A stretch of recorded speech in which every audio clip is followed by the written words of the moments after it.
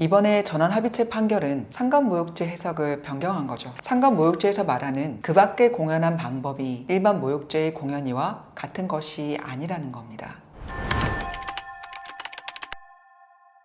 지난주 수요일 대법원이 전원합의체 판결로 상관모욕죄에 관한 기존 판례를 변경했죠. 1999년부터 거의 30년 동안 유지되어 온 해석을 변경하기 위해서 전원합의체 판결을 한 겁니다.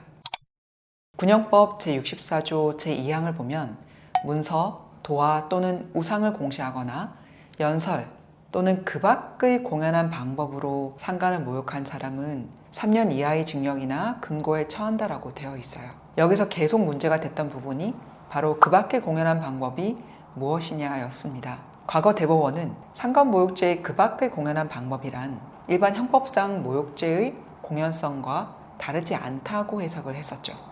공연성은 불특정 또는 다수인이 인식할 수 있는 상태를 말하는데요.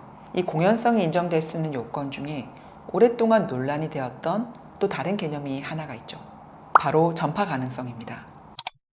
특정 소수의 사람에게만 말을 했더라도 그 사람이 불특정 다수에게 전파할 가능성이 있다면 공연성이 인정되는 거죠. 이 전파 가능성이 군형법 상관모욕죄에 그대로 적용이 되어 왔었어요. 동기들만 있는 카톡방에 대대장 뒷담을 하면서 비속어를 쓴 경우, 흡연장에서 혼잣말로 지휘관 욕을 한 경우, 이런 경우에도 이 말을 들은 사람이 다른 사람에게 말을 퍼뜨릴 가능성이 있다는 이유로 공연성이 인정되고 상관모욕 유죄 판결을 받아왔었습니다. 이번에 대법원 전원합의체 판결은 이 해석을 변경한 거죠. 상관모욕죄에서 말하는 그 밖의 공연한 방법이란 일반 형법상 공연이와는 다르다는 겁니다. 상관모욕죄 조문을 보면 앞에 다른 행위들이 있어요. 문서, 도화, 우상의 공식, 그리고 연설의 방법입니다.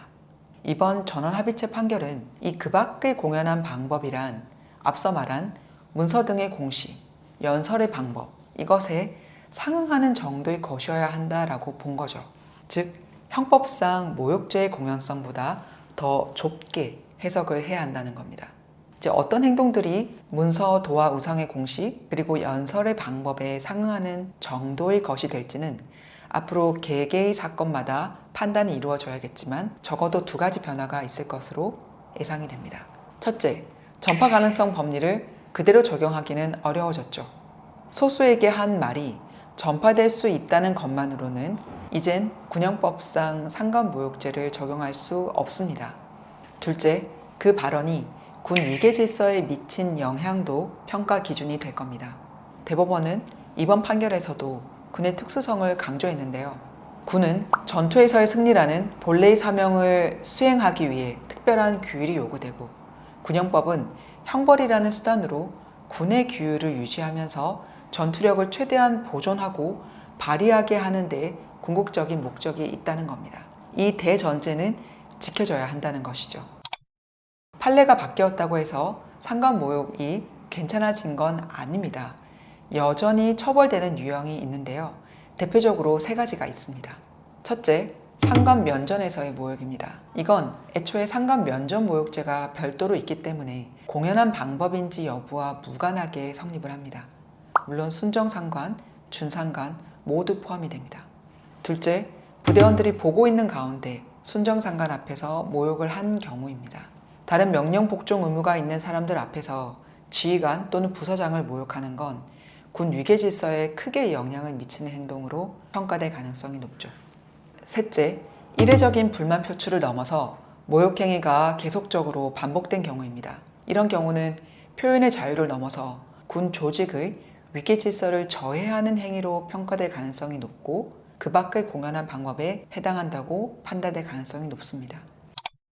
이번 대법원 판결의 핵심은 상관모욕죄의 성립 범위가 축소되었다는 점입니다. 상관모욕죄는 법정형에 벌금형이 없죠. 그래서 실무에서는 상관의 선처, 사실 인정과 반성을 조건으로 기소유예 처분을 하거나 유죄가 인정되더라도 재반 사정을 참작해서 선고 유예를 하는 경우가 많았습니다. 헌법상 표현의 자유와 형벌의 비례 원칙을 고려했던 것이죠.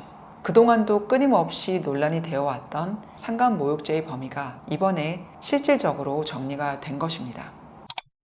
이미 상간모욕죄로 유죄 확정 판결을 받으신 분들의 경우 이번 대법원 판례 변경이 재심 사유가 되지는 않습니다. 대법원 전원합의체 판례 변경은 장래를 향해서만 효력이 있습니다. 다만 현재 수사 중이거나 1, 2심 재판 중이라면 이야기가 다르죠. 예전 기준으로 입건되거나 재판 중이었던 사안이라면 판단 기준이 달라졌기 때문에 어떤 점을 주장할 수 있을지 한번 짚어볼 필요가 있습니다. 상간모욕 사건은 말 한마디가 어떤 상황에서 누구 앞에서 반복되었는지에 따라 결론이 완전히 달라집니다. 이번 대법원 판례 변경으로 경계선이 다시 만들어졌죠. 현재 상간모욕 사건이 진행 중이라면 본인 사건이 어떠한 성격인지, 이번 대법원 판결이 적용될 여지가 있는지 검토하고 적극적으로 방어를 하는 것이 필요합니다.